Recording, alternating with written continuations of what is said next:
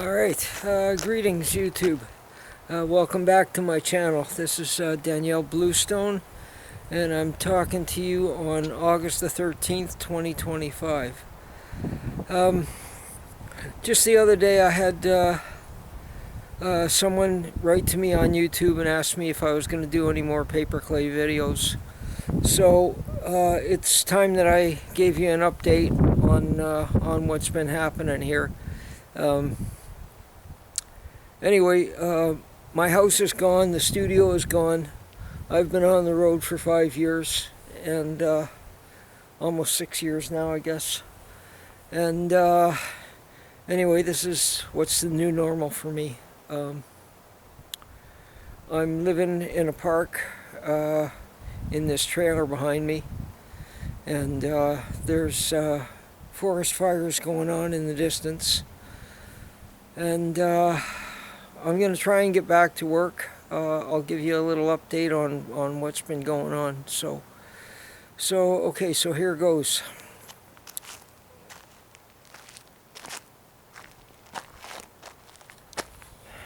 Yeah, so this is my new home. I'll just give you a little once around the park. I got a new set of wheels. I was living in a motorhome for 5 years down at the beach. There's 2 forest fires that are burning on Vancouver Island now. 2 that I know of anyway that are in close proximity. There's one down at Cameron Lake and another one in Port Alberni, so you can see the smoke behind me, behind the tent there. So this will just give you a little overview of the park.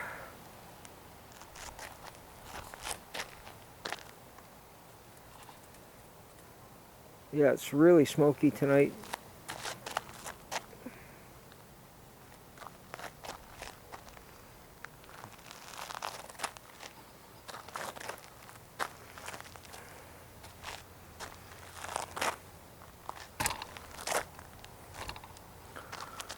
Okay, and back to me. So, I set up this tent. Can I zoom? Yeah, I set up this tent. That's kind of like a portable studio. I'm going to take you in there in a minute. In the last 5.5 years, I've had 9 different setups to try and get back to my paperclay work, and none of them have been successful. I'm not crying about it. I mean, this is just, this is what I got to do. Anyway, I'm gonna just turn the camera off, and then I'll take you into the studio on the fly and show you around. Okay. So here's a few things that I've worked on the last few years. Last summer I had a room on a friend's farm to work at, and I made 3 pieces. Okay. The lighting in here isn't the best, but we'll make do for the moment. So I had this studio space last summer, and I was able to produce these 3 little houses. Can I stick my face in here? Not very well. Okay, so this one is a tea light house, and I started experimenting with kind of floral motifs last year, and then you'll put a little tea light candle in there, and the flowers and the windows and everything will be illuminated. So this is a tea light house. I'll just move this one out of the way.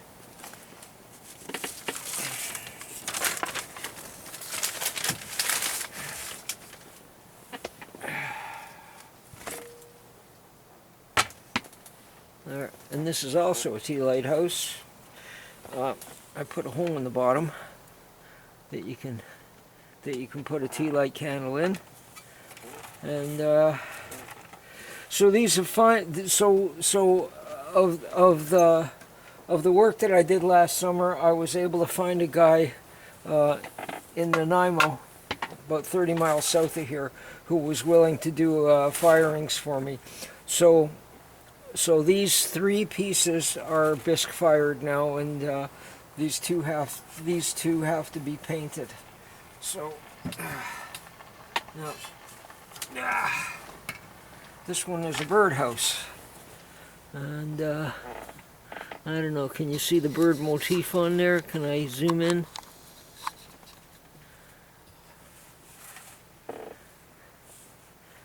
Yeah. Yeah, so just, trying some new decorative ideas. I don't know how well this is illuminated. There we go. That's a little better, eh? So, I don't know if any birds will ever want to inhabit this little house, but it may just be decorative. But regardless, anyway. So there were these 3 little houses, and then am I recording again? Yeah. So this was the Freedom truck, and unfortunately it didn't make it out of the kiln all in one piece. You can see that there's a couple of wheels there that broke off, so I've got to rethink how I make my vehicles. But in the background here you can see this cardboard form. I'll just move it a little bit.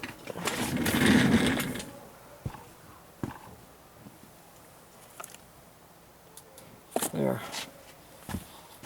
Oops. Back up.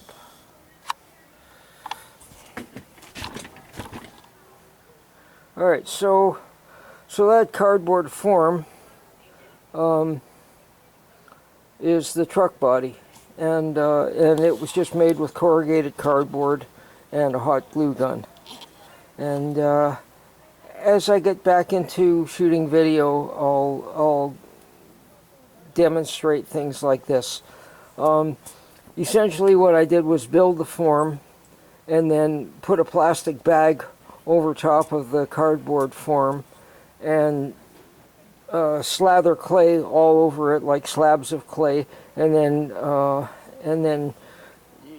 form them and cut the windows out and stuff. And then when the truck cab was leather hard, I was able to lift it off of the form because of the plastic bag, which was working like a gasket. So anyway, yeah. So in future videos, I'm going to go over stuff like this. I'll just show you one more thing. I looked at my YouTube channel the other night after my new subscriber. The subscriber's name is Carnivar, so welcome to my channel, buddy. Yeah, you're helping to motivate me to get back at it. So we'll see how things progress.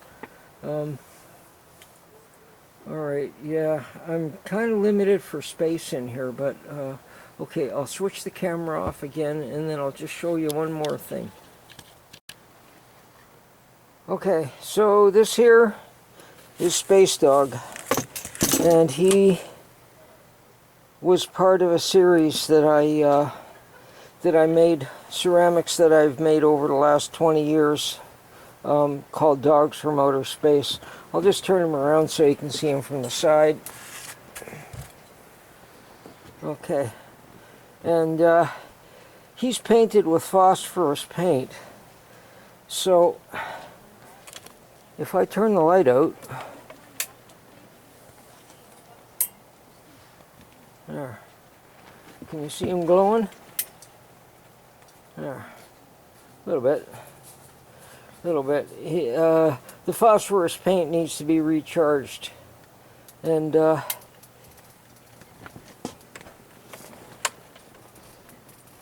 he used to have a red light inside his one eye there, and the reason that he has one eye is, well, for one thing, he's a dog from outer space. And for another, there's a line in the Bible that says, if thine eye be single, then thy whole body shall be full of light. So he's got a single eye, and like I said, he used to have a red light glowing inside of him. So I'm just going to turn him over for a second.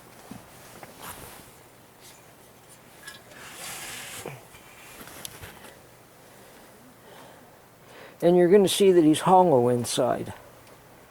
So the way that he was built, I'm going to switch the camera off for a second. The way that he was built was like this form here. And this form is armature wire, aluminum armature wire, bubble wrap, and masking tape. And I'm going to go through this whole thing. I'll just show you a little piece of this armature wire. If I can find it.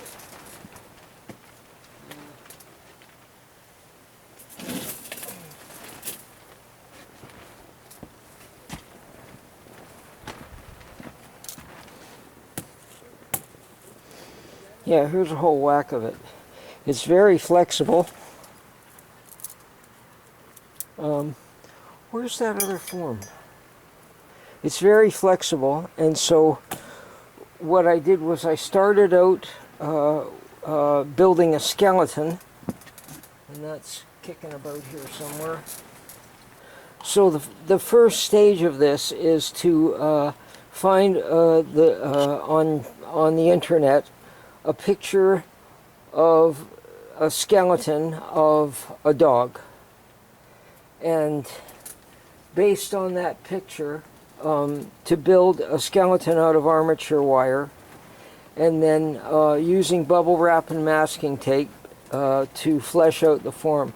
I made this thing a few years ago, and the tape has kind of lost its stick, so it's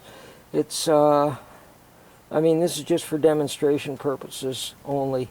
I'm gonna, you know,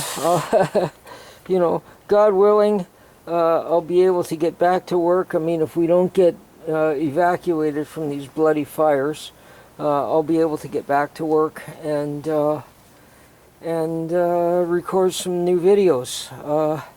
I've got to familiarize myself with this whole process again. I haven't used the video editing software in years. When I looked at my YouTube channel after Carnivore subscribed to my channel, I saw that I hadn't posted a video in 7 years. So it's been a long time. I'm a little rusty, and I'm also a few years older. I'll be 75 this fall. Okay, morning again, YouTubers. It's Thursday now, August the 14th. So I'm just going to expand a little bit on what I was talking about last night. So in the foreground here, you can see just a very rudimentary skeleton. I'm just going to turn the camera a little bit and zoom in on it. Zoom. Okay, so you don't necessarily have to use armature wire. I'll show you how you can use baling wire in a future video. I mean, basically, how can I do this? All right. If you look closely at this, what I've got for shoulder blades are just 2 loops, right? And the same thing, for the hips, right? And then the dark blobby things are epoxy putty, which you can get at Lordco or Crappy Tire or someplace like that. Epoxy putty is like a 2-part putty that you mix together, and then it hardens in about 5 minutes. So to put the arms and the legs onto this thing and secure them, you use a little bit of epoxy putty.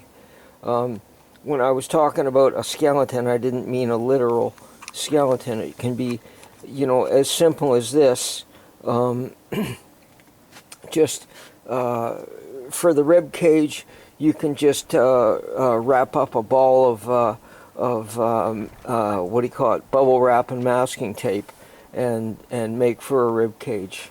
You download whatever animal it is. In this case, it's a dog.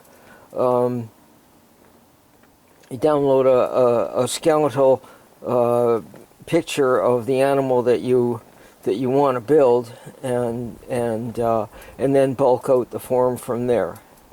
And the other thing that I neglected to mention is that this whole wire and bubble wrap and masking tape structure, when you put it in the kiln and you fire it, all of the bubble wrap and the masking tape and everything else burns out, and you're left with a hollow form like I showed you with the space dog last night.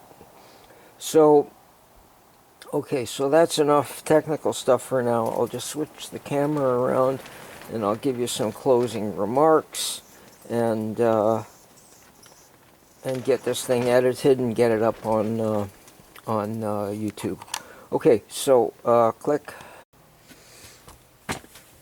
Okay, here's a couple of things that I wanted to mention. This technique that I just described of the armature wire, bubble wrap, and masking tape, this came from an artist named Ian Gregory, who was based out of England somewhere. And I first learned about him in a book about paper clay by a woman named Rosette Gault, G-A-U-L-T. And she did what do you call it? A residency or an internship at the Banff School of Fine Arts, and she did some beautiful work with making porcelain paper clay, which is out of my league at the moment, but there are some amazing things that you can do with porcelain paper clay. In future videos, I'll show you how to make paper clay from just normal ball clay, and it involves using cellulose fiber. You can break down newspaper in water till it becomes a pulp, and then wedge it into the clay. I'll get to that in future stuff. Anyway, I'm glad to be back at it. Hopefully you're going to stay tuned in, and we'll see what progresses from here. Okay, thank you. God bless. Take care of yourselves. The world's in a very stupid place right now, and we've got demons running the world. And they're not hiding it anymore. Anyway, in future videos, again, I will get a lot more political and current to what's going on in the world. But for now, we're just going to stick with the studio, with paper clay, with new projects, and I'm going to teach you what I know. Okay, that's it. Stay cool. My creed that I live by is whatever doesn't kill me only makes me stronger. So I think that's a good one to live by. Anyway, see you soon.